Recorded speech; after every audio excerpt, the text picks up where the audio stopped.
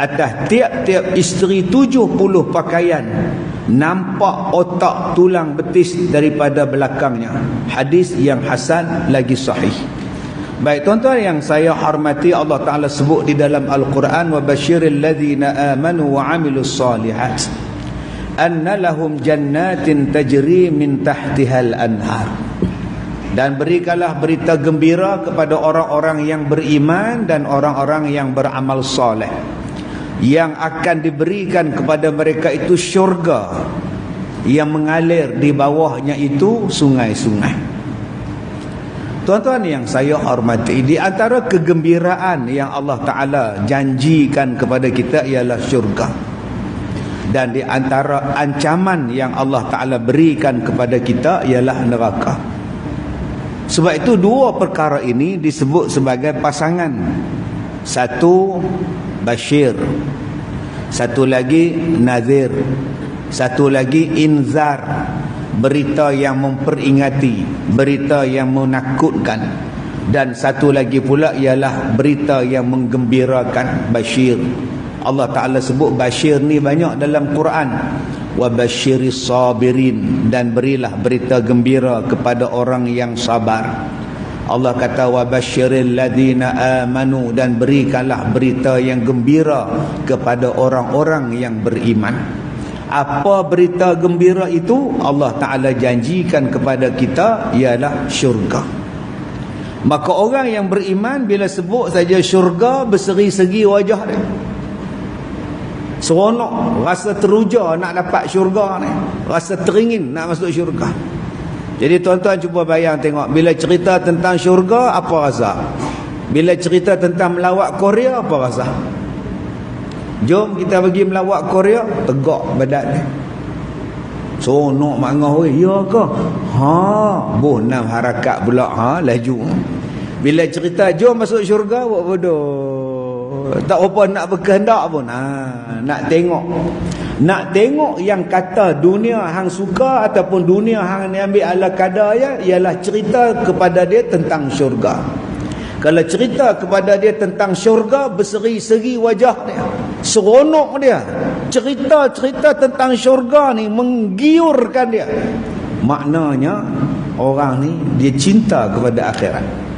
Tapi kalau cerita bab syurga ni buat bodoh, dalam syurga ni ada macam ni, dia buat bodoh, tak apa nak berkehendak pun tuan-tuan. Yang dia lebih duk loba, yang dia lebih duk haloba, yang dia duk tamak hak dunia ni tuan-tuan. Kita takut kita ni jadi kepada satu sifat, nama dia hubbud dunya. Maka dalam Bahrul Mazi yang ke-18 ni tuan-tuan, dia cerita tentang syurga cerita, supaya menimbulkan keinginan untuk kita mencari syurga. Dan saya dah sebut pada tuan-tuan, kita ni kena rancang. Rancang apa Ustaz? Rancang kematian. Bukan rancang kematian ni terjun Jabatan Pulau Pinang tu, bukan. Rancang kematian kita supaya kita ni boleh mati dalam husnul khatimah. Sebab tu kita minta pada Tuhan, Allahumma khtim lana bihusnil khatimah. Ya Allah, bagilah aku ni sudah dalam kesudahan yang baik. Jadi nak mati dalam kesudahan yang baik ni kena rancang. Rancang bila? Allah kena rancang. Jangan buat maksiat. Sebab tu Sayyidina Osman, Sayyidina Ali, dia sebut kepada kita, kamu kena bagi kenal Allah, lalu kamu akan belajar untuk taat kepada Allah. Nombor 2, kamu kena kenal setan supaya kamu lawan setan. Kamu kena kenal dunia supaya kamu meninggalkan dunia. Kamu kena kenal tentang akhirat supaya kamu cinta kepada akhirat. Yang kita sekarang ni banyak kenal tentang dunia, akhirat tak apa nak kenal. Nama malaikat yang jaga neraka pun tak tahu, nama malaikat jaga syurga pun tak tahu. Yang dia kenal hak dunia, hak tak faedah. Dia cerita susur galon ni dia ingat. Tapi bila cerita tentang nama syurga ada apa, tak ingat. Syurga tingkatan paling tinggi apa, tak tahu. Nikmat dalam syurga yang paling rendah apa, tak tahu. Makanan apa yang paling awal masuk dalam syurga, apa yang dimakan oleh ahli syurga, apa? Tak tahu. Kita nak masuk hotel ke, nak masuk apa pun dia bagi minum selamat datang, welcome punya ni, welcoming punya makanan ni. Nak masuk syurga tak ada makanan selamat datang, apa dia? Tak tahu. Sebab apa? Pak saya tak berminat tuan-tuan. Padahal kalau tak masuk syurga di hari kiamat, satu lagi tempat pilihan kamu. Kalau syurga tak masuk, neraka tempat dia.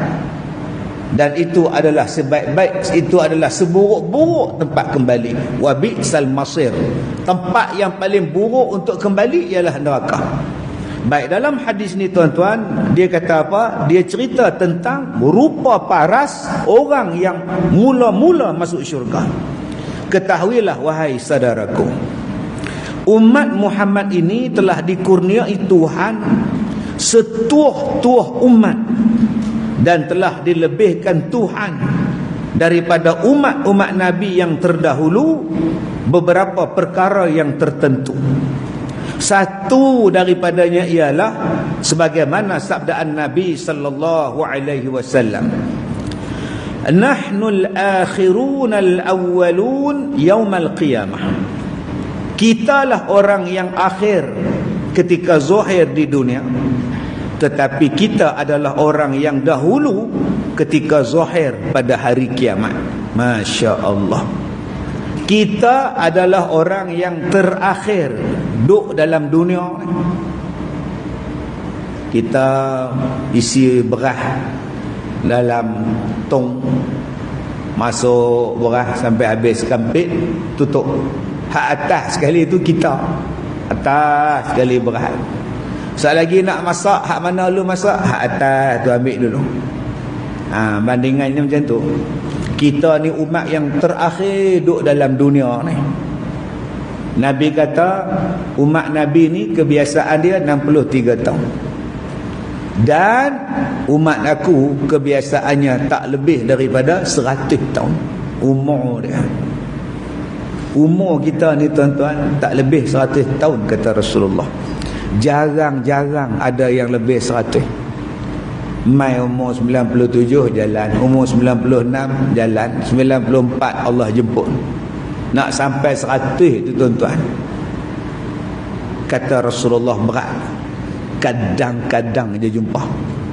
Nabi sebut dalam satu khutbah selepas sembahyang berjamaah, Nabi bangun, Nabi sebut, Nabi kata umat aku bermula pada hari ini tak lebih pada 100.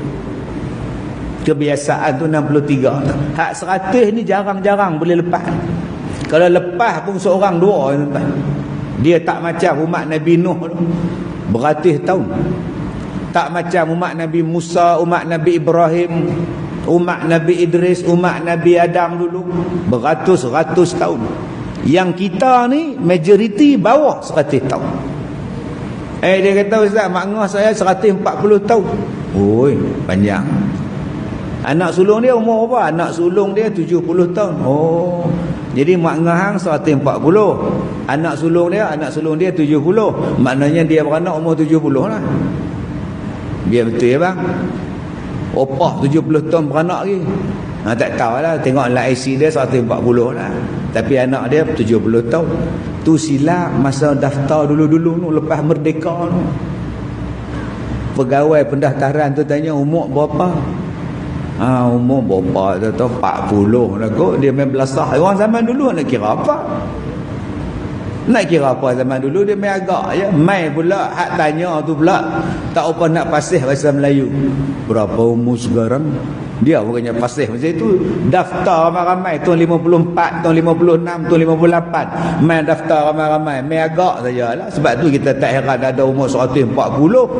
Tapi mata duk celek elok lagi. Anak hak sulung pula 68. Tang mana 140 anak 68. Maknanya hang silap pergi bagi tahu, silap register. Jadi jangan duk percaya sangat bila kata umur saya 127 tahun tapi anak yang sulung umur 50. Merapu tu cicit ke piut boleh pakai. Kalau umur 157, anak dia komang-komang umur 120. Ni anak duk pakai pencen lagi, macam mana cerita? Nabi sebut 100 tahun. Ada lebih pada 100 tu sikit-sikit. Sebab tu kalau kita sekarang ni duduk umur 90 lebih ni tuan-tuan, tu saya duk ingat dunia lah. Tak boleh pi dah. Pak penyanyi Hindustan Lata apa nama baru ni meninggal 190 lebih. Semalam ulama kita, tok guru besar kita satu dunia punya ulama meninggal juga. Umur 90 lebih. Penyanyi 90 lebih. Tok Wan kita pun 90 lebih. Pelakon 90 lebih. Dia tak pi lebih dari 100. Berbeza dengan umat yang dahulu-dahulu ni. Satu. Yang kedua, mereka berada di alam kubur, di alam barzakh tu lama. Yang kita ni umat Nabi Muhammad duduk di alam barzakh, lepas tu kiamat. Tu nikmat yang Allah Ta'ala bagi pada kita umat Nabi Muhammad. Yang ketiga, tuan-tuan, kita adalah umat yang paling awal dikira, dihisab, dibangkit di hari kiamat. Dahlah lambat dilahirkan, awal pula dihisab di hari kiamat. Nak banding dengan umat-umat yang terdahulu. Kemudian kita pula kerana Allah muliakan Nabi Muhammad, kita adalah umat yang paling awal masuk ke dalam syurga. Ini kelebihan-kelebihan yang dapat kepada kita sebagai umat Nabi Muhammad sallallahu alaihi wasallam. Patut rasa bersyukur tuan-tuan. Rasa bersyukur Allah Ta'ala bagi keistimewaan pada kita, tak kepada umat-umat yang terdahulu. Baik, kata dia, maka jadilah umat Muhammad itu umat yang dahulu keluar daripada bumi, dan dahulu daripada segala umat pergi berhimpun di padang mahsyar, dan dahulu daripada segala umat pergi bernaung di bawah naungan arash, dan dahulu daripada segala umat diputuskan hukum dan hisab, dan dahulu daripada segala umat melalui siratul mustaqim, dan dahulu daripada segala umat pergi masuk ke dalam syurga, dan lebih banyak yang masuk syurga daripada segala umat yang terdahulu. Subhanallah. Tengok dia kata apa? Yang pertama, apa kata dia? Pertama, umat yang dahulu keluar daripada bumi, kita. Masya Allah. Bila dibangkitkan tu, qalu ya wailana man ba'athana min marqadina hadha ma wa'ada ar-rahman, hadha ma wa'ada ar-rahman. Kami tengah duk lena, duk tidur elok ni, siapa duk kejut kami tidur ni? Kata malaikat, inilah janji-janji Allah yang benar. Hari ni dah kiamat, bangun. Rupanya tuan-tuan, ada orang yang duduk di alam kubur, dia duduk dalam keadaan nikmat, tidur lena, nyenyak, jerak tidur tu tak sedap apa. Itulah dia tempat rehat yang paling bagus, nama dia kubur. Dunia bukan tempat rehat. Tengah duduk tidur, anjing sebelah duduk menyalak, kongkang-kongkang, jaga. Rehat tang mana? Tengah duduk tidur malam-malam, ambulans lalu pula, wiwa, bangkit pula. Nah, rehat tang mana? Tengah duduk makan nasi, anak telefon, ayah, ni anak saya cekik biji durian pula, tinggal nasi pi hambat pula Kuala Lumpur, anak cekik biji durian. Rehat tang mana? Saya ustaz dah pencin ustaz, tak ada apalah, rehat lah ustaz. Saya main masjid lah, tak ada apalah, turun tangga jatuh, patah pinggang lah, duduk di rumah berehat sungguh. Saat-saat pergi hospital, saat-saat makan ubat, nak berjalan tak boleh apa, tak boleh berehat. Apa? Dunia bukan tempat rehat. Tempat rehat sementara nak pergi ke akhirat tu, nama dia barzakh, tempat persinggahan. Kalau boleh rehat di situ, tu dia, tu nama dia makan pencen. Itulah dia nama makan pencen. Hak sekarang ni tuan-tuan, pencen dunia. Yang kita duk dapat sekarang ni pencen dunia. Tak cukup, tak ke mana pun. Tapi yang betul-betul kita nak ialah pencen dalam kubur. Rehat betul. Hang tak bayar sembahyang, hang tak payah fikir masalah, hang tak ada fikir masalah cucu tertelan biji nangka, hang tak payah nak fikir masalah peliharaya nak mai dah, tak payah fikir apa dah, relax. Tak payah nak fikir pasal anu lah, jiran pula anjing lah, kereta dia main langgak kita lah apa. Hang duduk rehat dalam kubur, tenang dalam kubur. Sebab tu saya kata tadi, rancang kehidupan kita supaya dalam kubur nanti rehat. Macam mana pelamin pengantin tidur tak ada siapa kacau, macam itulah mayat tidur dalam kubur. Macam mana mak menyusukan anak dengan penuh kasih sayang, macam itulah kubur dakap kita dalam kubur dengan penuh kasih sayang. Satu, kita rasa nikmat itu. Dua, kata dia, dan kita dahulu daripada segala umat yang lain berhimpun di padang mahsyar. Cuma kita takut bila kita ni berhimpun, wa nahsyuruhu yaumal qiyamati a'ma. Yang ni yang kita takut ni, dihimpunkan dalam keadaan buta, pekak, bisu ni. Masa di dunia celek, masa di dunia nampak, mai di hari kiamat rapa, buta. Yang ni yang kita tak mahu. Mai di hari dunia ni berjalan tegak, mai di hari kiamat perut besar macam bukit, duk makan harta anak yatim, minum arak. Mai di dunia ni segak, jalan di padang mahsyar, kemaluan ni busuk, terbakar sebab saya duk berzina. Duk di dunia ni berjalan kemain kemah ni, bangkit di hari kiamat pula tuan-tuan, Allah macam orang masuk hantu, macam orang mabuk masuk hantu tu. Allazina yaquluna ar-riba la yaqumuna illa kama yaqumu allazi yatakhabbathu asy-syaitanu minal mas, kata Allah. Orang yang makan riba ni nanti di hari kiamat jalan dia, bangkit dia macam orang yang kerasukan syaitan. Cuba tuan-tuan tengok orang masuk setan, jalan tak betul, cakap tak betul, bila nak pergi pada mahsyar duduk merapu seorang-seorang dia. Sebab tu tadi saya sebut, rancang kehidupan kita biar mati dengan baik. Jangan ada riba. Ni mati dalam riba ni. Beli rumah riba, beli kereta riba, insurans riba, beli mak riba, beli peti air riba. Bila nak mati dalam baik? Duk amalkan riba pada kita. Kita dalam dunia ni kalau ada 3 benda kaya dah. 1, sihat badan. 2, sihat jiwa. 3, tak ada hutang. Itulah orang kaya. Kalau sihat, hutang banyak, susah hati. Kalau miskin, hutang banyak, lagi susah hati. 3 benda ni kalau kita ada, sihat lah. Sihat badan, sihat mental, jiwa kita sihat, iman kita sihat. Nombor 3, tak ada hutang. Selesai masalah. Ni tak ada hutang, nak tambah hutang. Dah habis bayar hutang kereta, dah duk beli kereta baru pula. Yang ada sekarang ni, hang jaga elok. Kereta hang baru 7 tahun. Tak laju mak oi. Hang nak laju buat sepi mana? Hutang dah tak ada. Hang nak ambil riba lagi. Nombor 3 kata dia, orang yang terdahulu pergi bernaung di bawah arash. Kena buka pula hadis.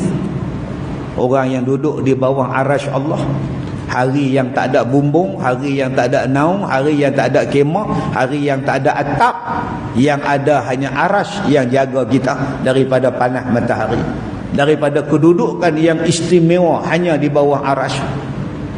Buka. Siapa dia? Imam yang adil. Orang yang awal-awal duduk di bawah arash, pemimpin yang adil. Maka siapa yang jadi pemimpin sini, jadi adil betul-betul. Kalau nak rasa duduk di bawah arash, jangan buat naya ke orang. Siapa dia lagi? Hati orang yang dia waktu hidup dalam dunia dulu, hati dia melekat di masjid, mu'allaqah fil masajid. Jiwa dia ialah jiwa masjid. Duk tengok jam 12.30, abang nak mandi pergi masjid mayang zuhur. Sagi pukul 3.30 abang nak mandi mayang sak. 6.30 abang nak mandi dah, nak mayang maghrib. Lepas isyak baru balik. Pukul 5 bangun dah, nak subuh. Hati ni ke masjid. Nabi kata dekat-dekat akhir zaman, orang lalu dekat masjid, orang tak sembahyang. Orang mai ke masjid, orang tak sembahyang. Orang singgah di masjid, orang tak sembahyang. Orang lalu lalang depan masjid, orang tak sembahyang. Tu tanda-tanda akhir zaman. Dan hari ni banyak dah berlaku, tuan-tuan. Mai masjid pergi kencing, ya. Kita ingat nak sembahyang tahiyat ke apa ke, tak, singgah pergi tandas. Habis-habis tandas start jalan blok. Ada yang main pusing saja ronda. Tak terdetik langsung, tuan-tuan, nak singgah sembahyang. Yang dia terdetik nak singgah, kalau ada kompleks membeli belah, jam pun dia sanggup pi, beratok panjang pun dia sanggup pi, kena bayar parking pun dia sanggup pi. Pasal apa? Hak nu lagi seronok. Bukan hak nu lagi seronok. Betul. Belah sini tak apa nak seronok tak ni. Kadang-kadang dia main parking di masjid. Pasal apa? Parking di sana penuh. Tak, masjid ada parking lagi. Dia main tinggal dia lalu ke belakang, dia lompat pagar, nampak jalan api. Ni nama dia petanda di akhir zaman. Masajiduhum amirah wa hiya kharabun minal huda. Masjid bagus tapi tak ada petunjuk daripada Allah. Tidak ada hidayah dalam dia, tuan-tuan. Balik buka tentang 7 golongan yang akan duduk di bawah arasy. Mudah-mudahan kita ni termasuk dalam golongan yang duduk di bawah arasy ni. Dan dahulu daripada segala umat yang diputuskan hukum, yang mula-mula dihisab di hari kiamat ialah umat kita. Allahu Akbar. Subhanallah. Kita nak beratok pergi ambil boarding pass pun rasa bangga dah kalau awal-awal dipanggil. Padahal naik kapal terbang sama ke? Beratok kat immigration boarding dekat flight, kita main tengok-tengok pegawai tu panggil kita, okey haji yalah haji. Oh seronok lah. Lepas tu jalan clear, kita masuk dalam bilik immigration, cok pasport, masuk dalam, bangga, oh boleh masuk awal. Padahal kapal terbang tu berjalan sama hak lambat ke sama naik. Masuk awal ke masuk lambat ke sama ya. Tapi pasal boarding awal, dapat boarding pass awal, boleh duduk bilik menunggu awal, rasa bangga habis. Apa nak bangga, tuan-tuan? Sama ya. Terbang sama ke, landing sama ke, makan nasi hak tu. Kalau terempah pun sama lah. Kalau hilang pergi terbang tu, hak tu sama lah. Tang mana istimewa? Tang dunia tak ada apa. Tapi kalau kita paling awal dihisab di hari kiamat, Allahu Akbar. Dan hisab yang kita dapat tu pula hisaban yasira. Masya Allah. Hisab yang dimudahkan, hisab yang mudah. Minta pada Allah hisaban yasira. Bukan langsung tak soal.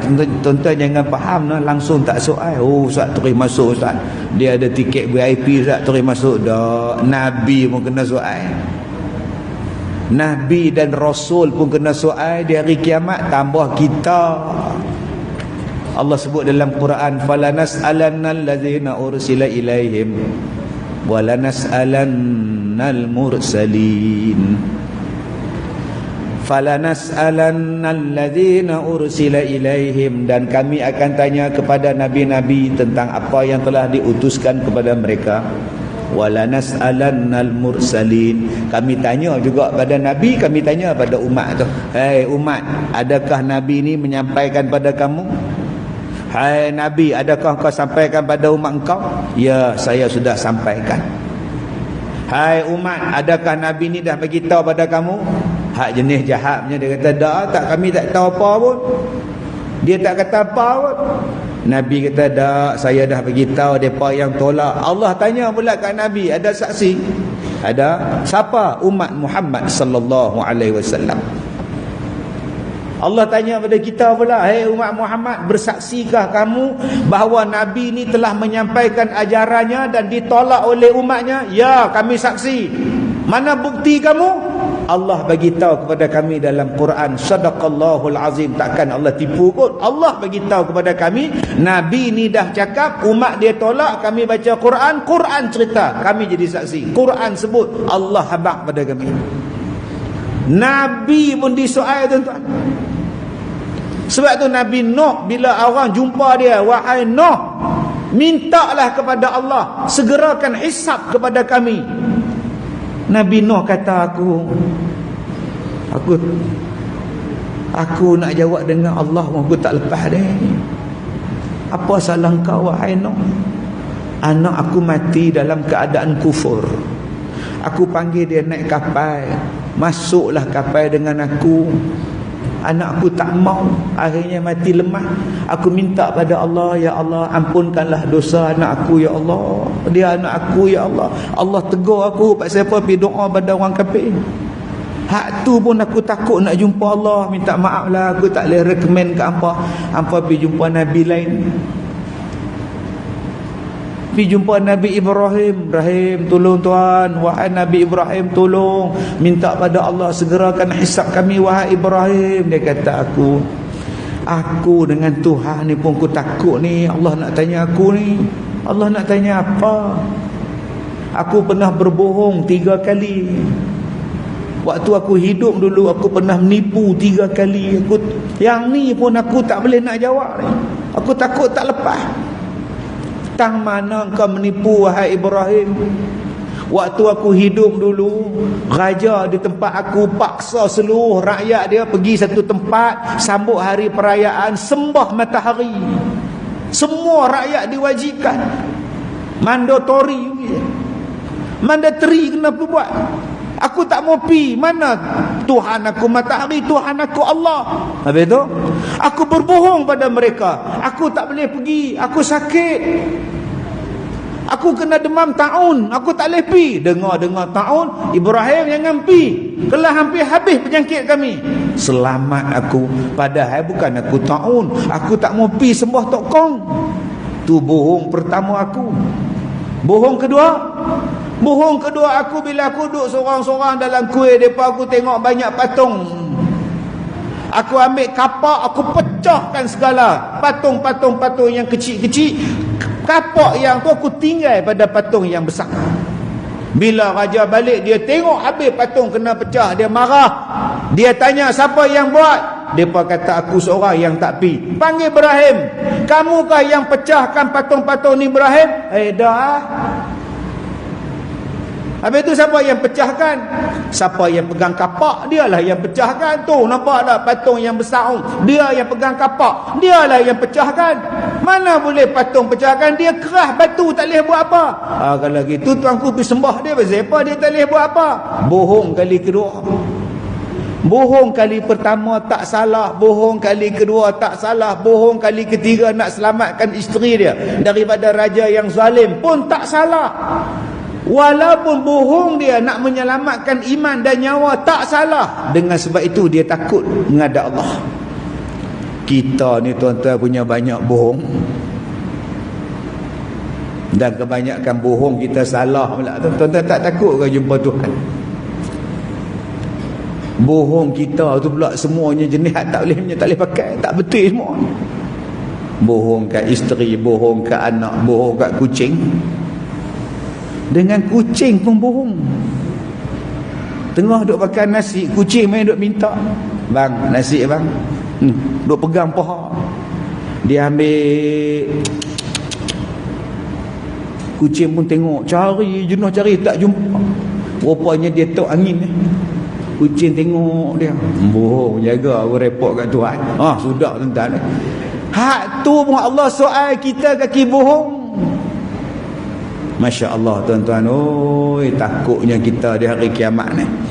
Kemudian dahulu daripada segala umat melalui siratul mustaqim kita dulu.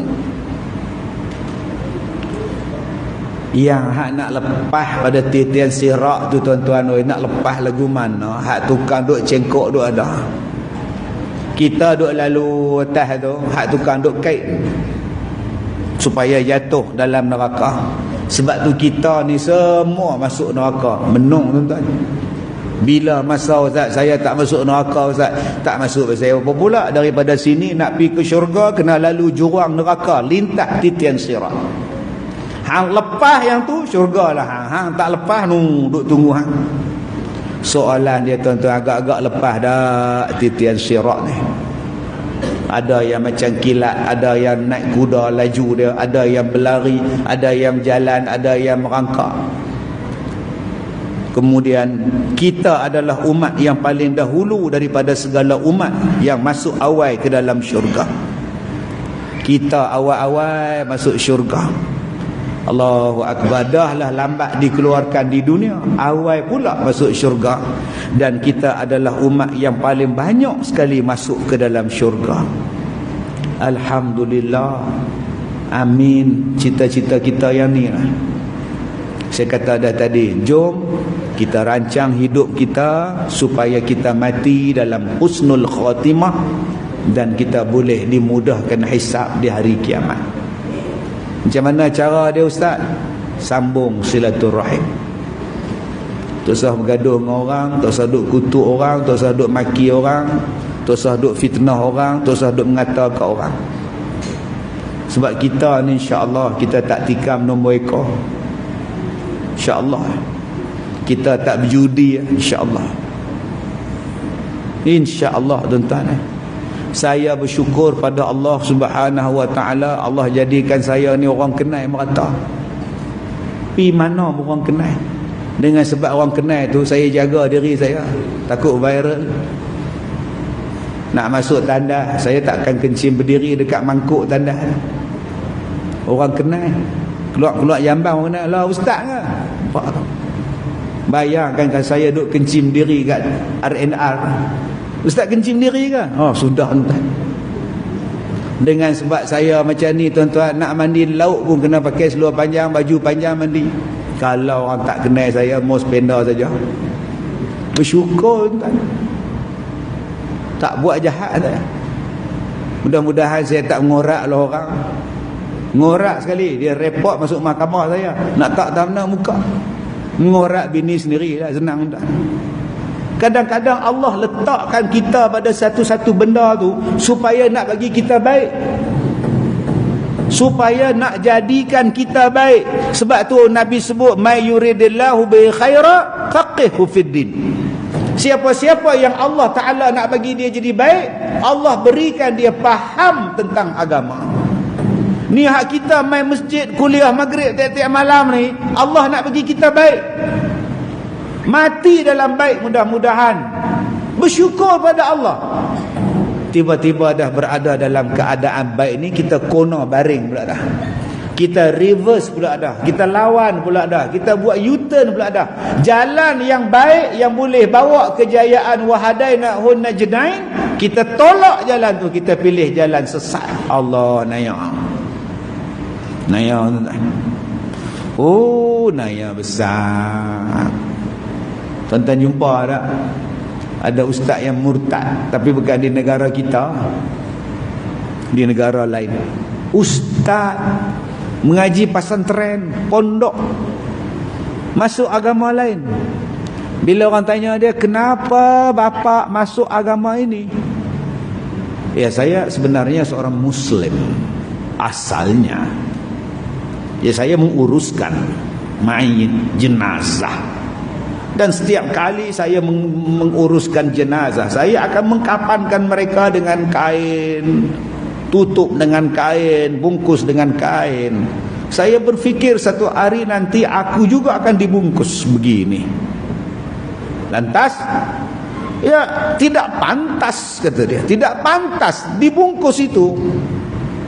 Kenapa tidak disolek dengan cantik, di make up dengan cantik, dipakaikan pakaian yang cantik, disolek dengan cantik? Kenapa perlu dibungkus? Saya enggak suka mayat dibungkus. Paksa itu punya paksa murtad tuan-tuan. Paksa dia tak mau mayat dia nanti di kapan. Dia nak mayat dia solek cantik, bolang keranda pakai tie, pakai bow, pakai coat semua. Astaghfirullahalazim. Dia ni jenis apa? Dah ada pada jalan yang betul, tapi dia ambil jalan yang bengkok. Baik, kemudian daripada itu Nabi kita pun dahulu masuk syurga. Tidak boleh siapa-siapa dahulu daripadanya, walaupun Nabi-Nabi sekalipun tidak akan masuk syurga lebih dahulu daripada Nabi Muhammad sallallahu alaihi wasallam. Demikianlah datangnya pada khabar-khabar. Maka kemudian daripada itu masuklah umat Muhammad dengan berpuak-puak, berikut-ikutan dan bersaf-saf masuknya. Maka puak yang pertama masuk ke dalam syurga dengan cukup perhiasannya dan mukanya gilang gemilang seperti bulan purnama 14 hari bulan. Demikianlah datang hadisnya yang dikeluarkan oleh Abu Isa At-Tirmizi. Siapa yang awal-awal masuk ni? Satu golongan daripada umat Nabi Muhammad, wajahnya berseri-seri macam bulan purnama 14 duduk mengambang. Tuan-tuan tengok bulan mengambang ni tuan-tuan. Bulan mengambang ni tuan-tuan, cantiknya, hebat, manis, menarik, tertarik. Pi ke mana pun nampak. Kita duduk di highway tu, saya duduk balik tuan-tuan, tengok bulan mengambang tu, duduk ikut saya sampai ke Ipoh. Mai ceramah di Kedah, naik highway, bulan tu saya duk tengok dia lalah sampai Kipuh, dia duk ada lagi. Lah, bulan tang sini pun ikut aku. Oh, cantiknya tuan-tuan. Tapi saya orang Melayu pi tukar. Bulan mengambang ni selalu Pontianak keluar. Dia bagi jadi Pontianak terbit, hantu terbit. Kebetulan pula anjing duk menyala.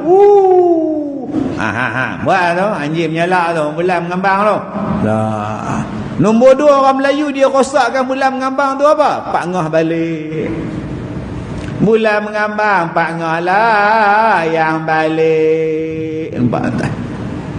Padahal bulan mengambang ni disebutkan berkali-kali dalam hadis tentang wajah Allah di hari kiamat, tentang manusia yang masuk dalam syurga macam bulan mengambang, tentang keadaan berseri-seri wajah orang yang masuk syurga macam bulan mengambang. Bulan itu digambarkan dengan keindahan, kecantikan, serupalah dengan bintang-bintang. Bintang-bintang juga Nabi gambarkan sebagai benda yang hebat. Sahabat-sahabatku macam bintang di langit, kata Rasulullah. Bulan digambarkan dengan benda yang hebat, sehinggalah ada surah yang bernama Al-Qamar di dalam bulan, di dalam Al-Quran. Surah Al-Qamar dalam Quran, satu surah disumpahnya pula Allah menggunakan Al-Qamar. Masya Allah, berseri-serilah masuk tuan-tuan. Kata Nabi an Abi Sa'id Al-Khudri an Nabi sallallahu alaihi wasallam qala: awwalu zumratin tadkhulul jannah ala suratil qamar lailatal badri. Diriwayatkan daripada seorang sahabat bagi Nabi sallallahu alaihi wasallam, namanya Abi Sa'id Al-Khudri radhiyallahu anhu, daripada Nabi sallallahu alaihi wasallam telah bersabda Nabi, bermula golongan yang paling awal yang masuk ke dalam syurga adalah rupa bulan pada malam 14. Dia kata, ustaz, rasa hak paling awal masuk ni menang kat depa. Kat siapa?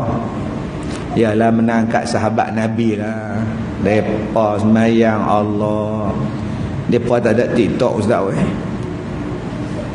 Depa Facebook tak ada, TikTok tak ada, televisen tak ada, panggung wayang tak ada, konsert pun tak ada, ustaz.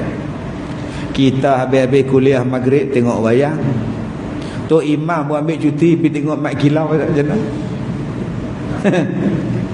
Menang kat depa dah masuk syurga, ustaz. Kita ni maklum sajalah. Depa semua duduk di Madinah nu, sahabat semua tutup habis. Kita duduk di Penang ni, ustaz, duduk berjalan kesket.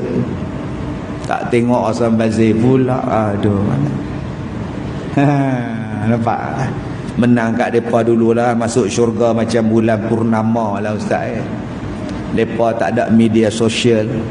Kita ni kadang-kadang duk komen macam-macam dalam laman Facebook, laman TikTok.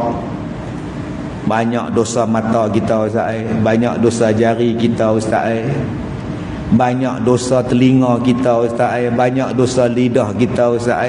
Dah tahu banyak, apa saya faham tak stop. Doi belakang siapa?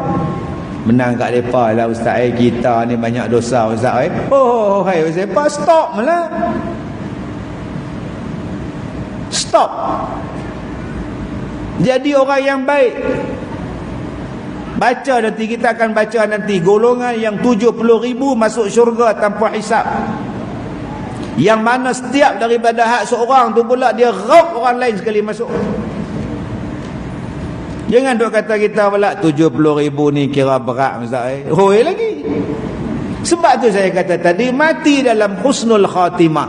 Allah sebut di dalam surah An-Nisa ayat 68, ayat 67, 68, 69. Walaupun kita ni tak jadi nabi, walaupun kita ni tak termasuk golongan siddiqin, kita tak jadi golongan syuhada, kita tak jadi golongan soleh-soleh hebat-hebat ni, tapi kata Allah dalam Quran, ada satu golongan bila duduk dalam syurga, duduk dengan nabi, duduk dengan siddiqin, duduk dengan syuhada, duduk dengan orang soleh, sampai Allah Ta'ala sebut wa hasuna ulaika rafiqa.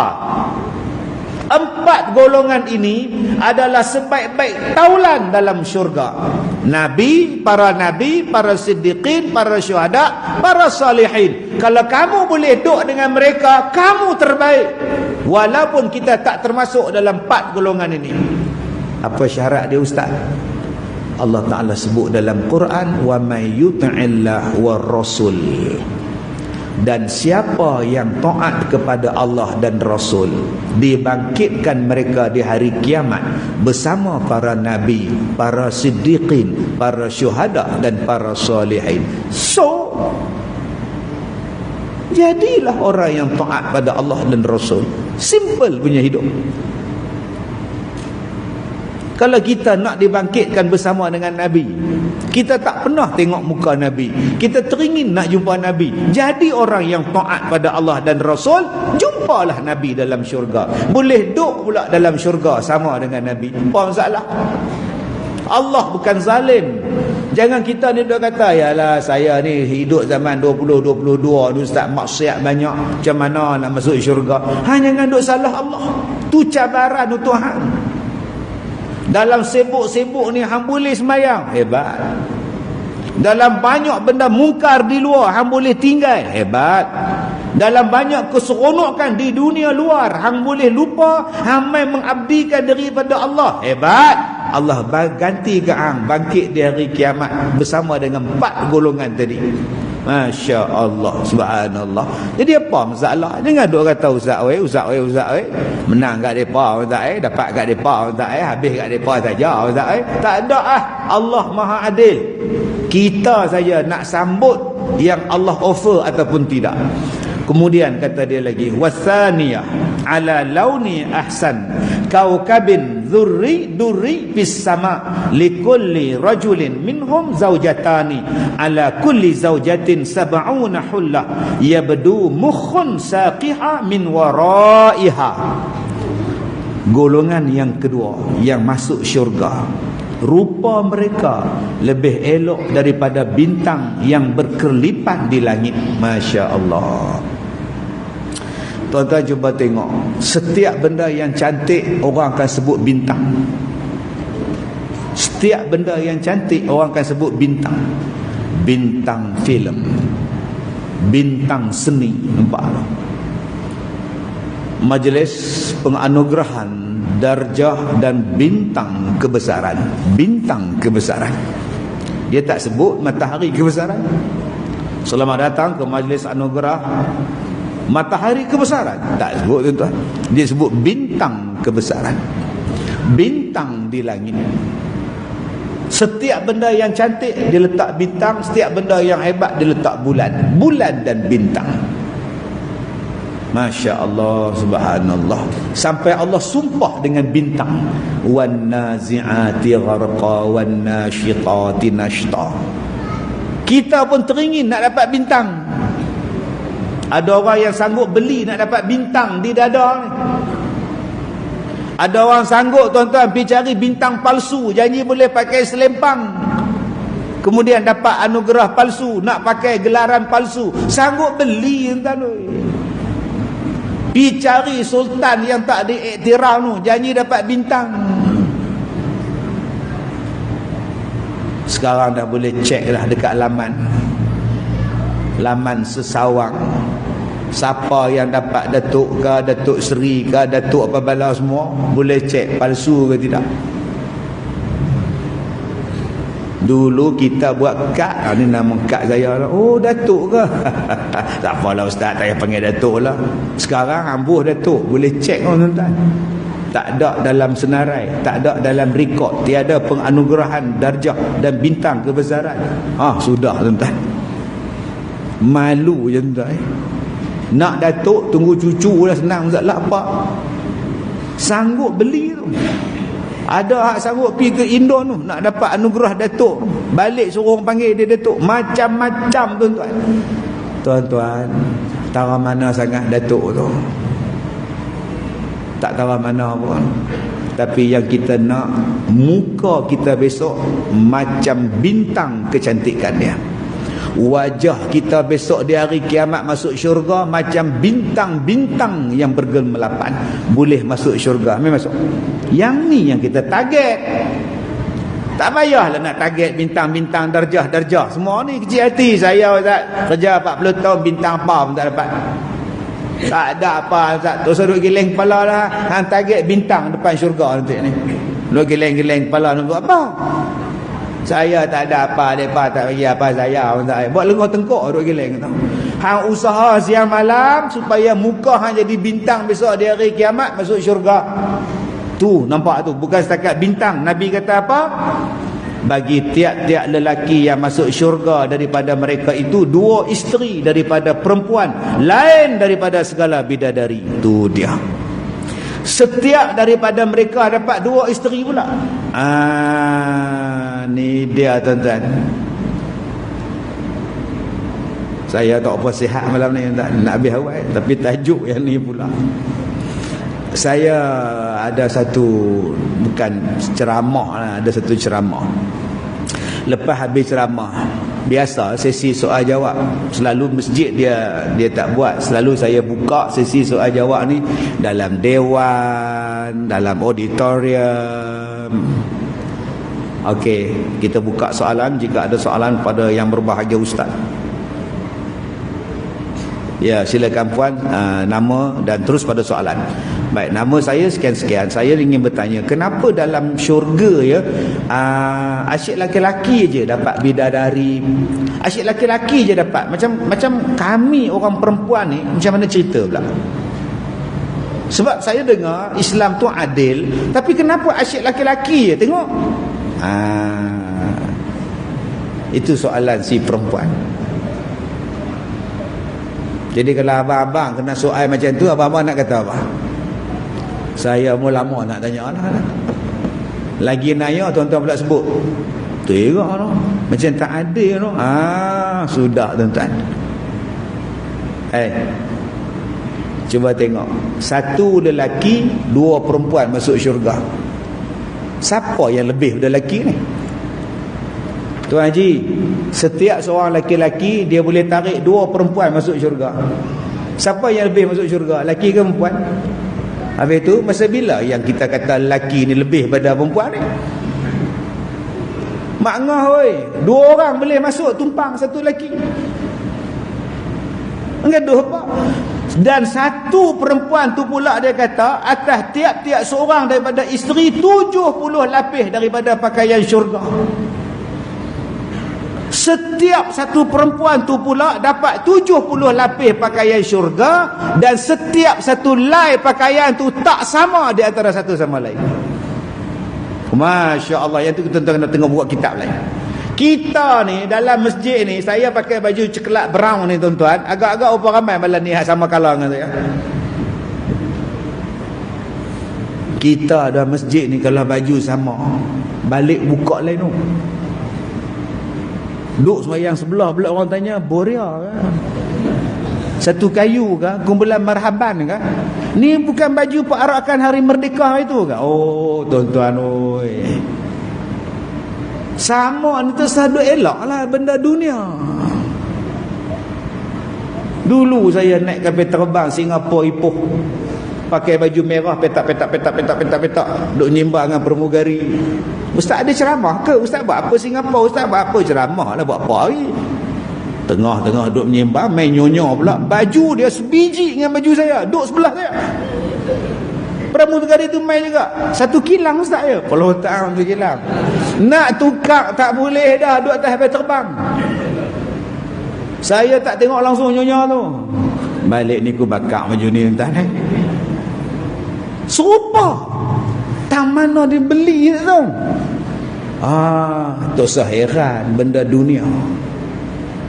Cuba tengok kereta di luar. Maybe saja apa biji serupa. Dalam hidup saya banyak benda malu yang berlaku kat saya. Dalam hidup saya ni tuan-tuan, malu banyak kali ya. Saya pergi Kedah, balik Kedah singgah R&R Gurun, pergi semayang. Habis-habis semayang pergi cari cucuk meneram, kuih karah kat Gurun tu. Bawa balik nak naik kereta, hoi ya hoi. Pergi tekan kereta, tekan tengok-tengok ada baby cot, ada. Masa bila aku ada baby pula? Tersilap kereta mak ngah, hoi, malu tak tahu nak habaq lah. Ada orang pula kat depan. Hey. Saya pun buka topik. Ustaz Kazim, Ustaz Kazim silap kereta lah, silap. Dalam hati haram jadah orang tahu. Malu tak tahu nak habaq lah. Kereta sama, putih sama putih. Rupanya kereta saya sebelah Triton, kereta dia balik Triton. Jenis gopoh punya besar. Malu tuan, sampai keluar malu. Lalai nak hilang malu, nak ambil gambar ke? Tak apa tuan. Kali kedua malu tuan-tuan di Langkawi. Airport Langkawi. Ada basking punya orang tua-tua duduk basker di situ tuan-tuan. Duduk basking tu. Saya duduk beli, duduk makan, dia main. Datuk, boleh tak menyanyi 1-2 lagu? Boleh ha? Tolong Datuk ha? Tolong ha? Boleh tak? Orang tua tuan-tuan, 70 lebih dah duduk main keyboard kesiat. Dia kata kat saya, nak bantu simen tak larat lah. Dia boleh hak ni cari duit. Tak apa, saya tolong. Saya pun berderah.